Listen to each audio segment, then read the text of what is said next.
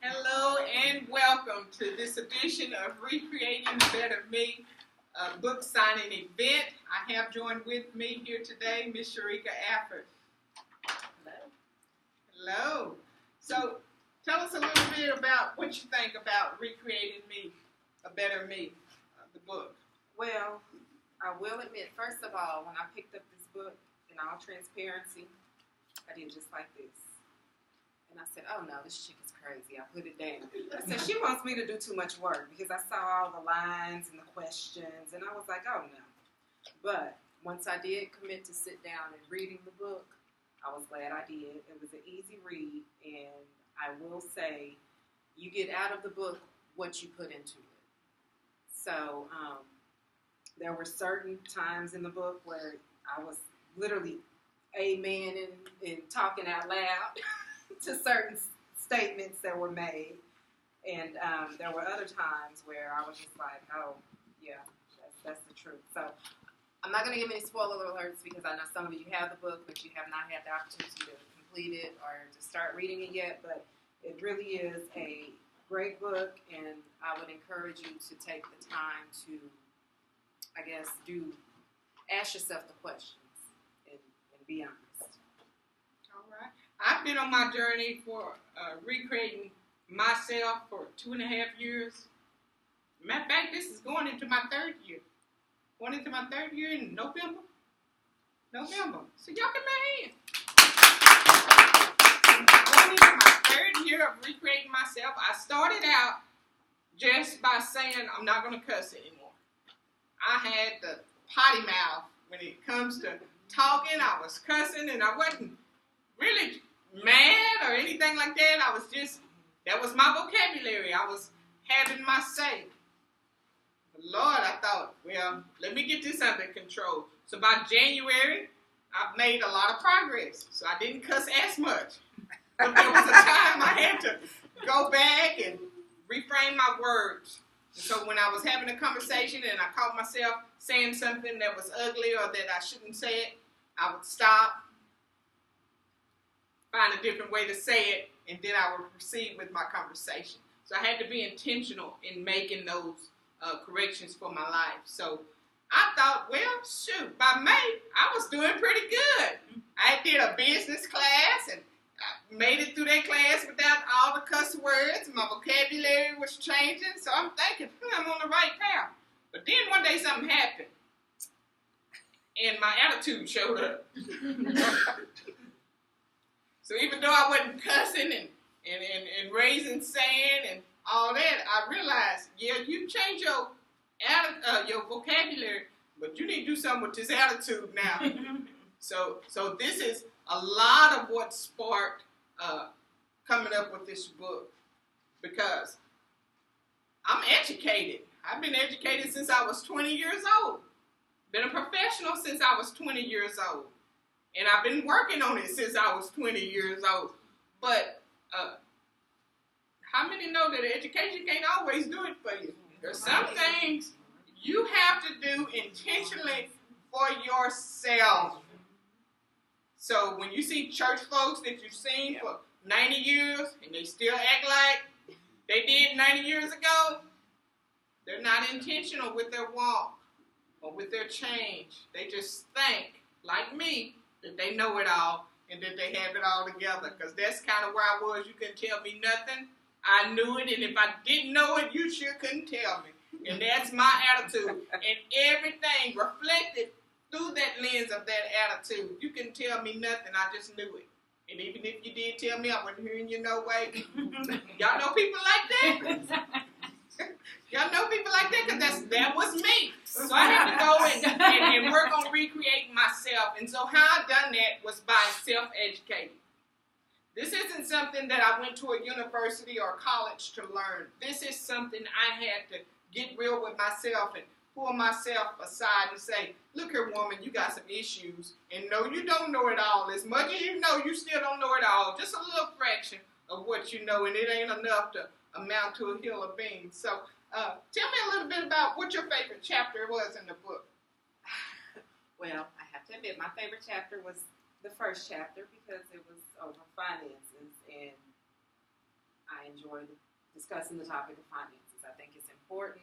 It's not that I love money, but I respect it for the tool that it is.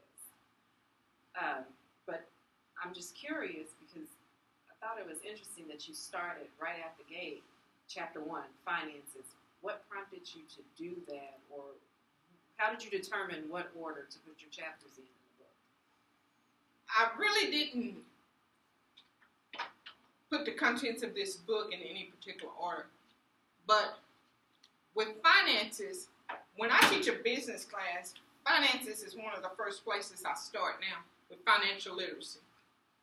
Because it's something, when you're born to a world of, or a family of mediocrity and poverty, this is one of the lessons that is left out. And there's a lot in financial literacy that if we don't get this part down, ain't no need to worry about everything else. Because we need finances to live. And you are one of the main people that inspired the chapter on financial education, is because the past few years, Lord, I can't talk to you without talking about finances. So tell me a little bit about what you like so much about the financial education part of the book. Well, I like the part, so you were transparent. I appreciate the transparency. I have a blog, and one of the things that I try to press upon and encourage people to do is to share. Share what you know and teach, especially to starting little kids. It's never too early. I like the fact that in your book you were transparent about your situation, and you started out one way, and then you showed how you went to change and to improve and impressed upon the reader, okay, this is where I was, but this is where I'm going, this is where I am, you can do it too. So, of course, I enjoyed that. All right. So how many people here in our audience is financially secure right now? You can say you're financially independent and you got it going on. I got it going on, but I ain't fine. You see, this is where it's at. We can't get out of this world without having to spend money somewhere. So if we're intentional about the money we're spending, the money we're making, and where it's going, let me just put it this way. We take a kid. If we just have that kid and let that kid run wild, that kid going to end up anywhere, right? But if we take that kid and we put boundaries around him and restrictions on him, he's going to probably end up being a pretty good kid, isn't he? And that's kind of the way it is about our finances. If we're intentional with it and establish those boundaries and self-discipline and self-control and how we spend it and where it's going, and we look at it every now and then, and money probably ain't going to run through our fingers as much as it has been. So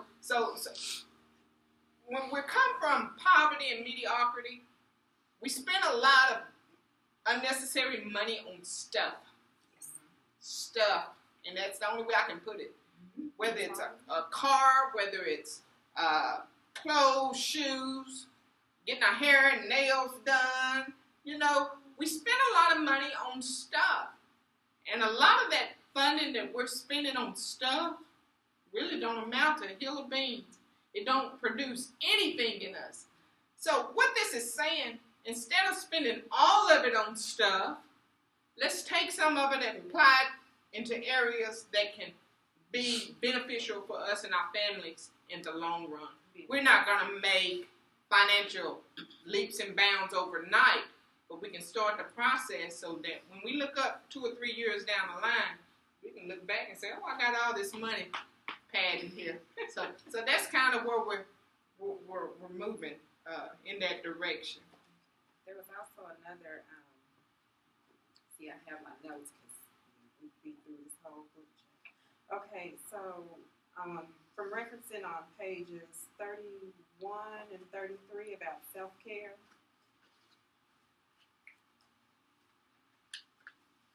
On 31, you say that there's a sentence here, I can only be as good as I feel and give as much as I have. And on 33, when you come to the realization that life is going to go on with or without you, you will then choose you over everything else. At the beginning of 2019, I declared that 2019, for me personally, was going to be the year of self-care and growth. And so, for me, this section stood out to me because I can appreciate that you put that there, especially in a society that celebrates and encourages you to go, go, go, give, go, go, go, don't rest, where really, that's, you can't maintain that way. So I can appreciate the fact that you point out, hey, while you're trying to take care of your husband, your kids, and everybody else, you need to stop and take care of yourself. So I appreciate that. Yeah, you and I actually took a trip. Yes, we did. We took a trip along with a couple others. And on that trip, that was one of the things we focused on, just self-care. Just loving ourselves and committing to the process of doing more to celebrate us as individuals, as mothers, as wives, and women, than trying to take care of everybody else. So, how good are we if we're not in good health? Or if we don't feel good about ourselves? How effective are we on our jobs when we dread going every day? So that's one of the purposes for self-care. It's just making you aware that you matter. And if nobody else celebrates you, celebrate yourself. And that way we don't find ourselves settling in relationships, settling on jobs, settling in the community, and whatever else. We know that we matter, and what we bring to the table makes a difference. Where are we? Where's the timekeeper? Do I have time to go? Yeah, you got time. It's your clock. So, okay. What else?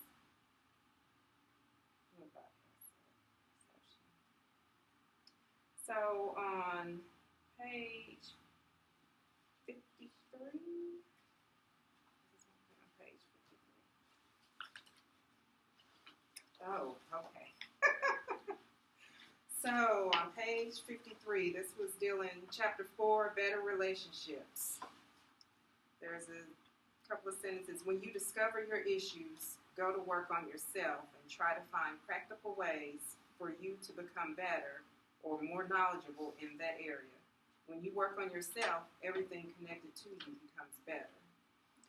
So I appreciated that because I do realize that my perception is my reality.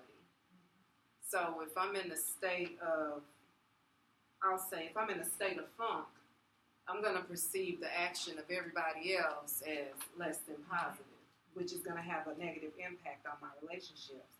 However, on the opposite side, if I do, as you recommended in your book, if I work on my issues and fix that funk, then quite naturally I'm going to perceive others differently, which will improve my relationships. We all know somebody that's negative and critical all the time. Nothing they do is going to satisfy them. Nothing you do is going to make them change their mind about how they see you. That's just a fact of life.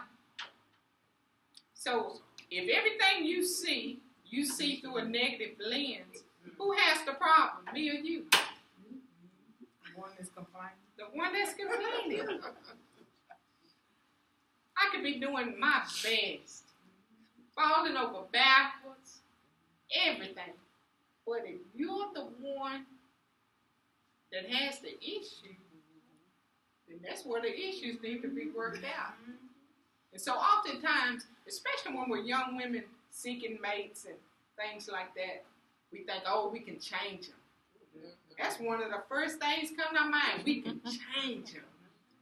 We see the potential, so we feel like that, hey, we can make this work. And so we find ourselves in a situation to where we're settling in relationships. We settled ourselves. I can recall doing all I can to appeal to somebody that he wasn't gonna more appeal. I wasn't gonna no more be appealing to him if I had to bend over backwards and turn the Tootsie Roll. So let's just be honest about it. But later years down the line, when I met Mr. Smith, I didn't have to spend all that effort trying to appeal to him.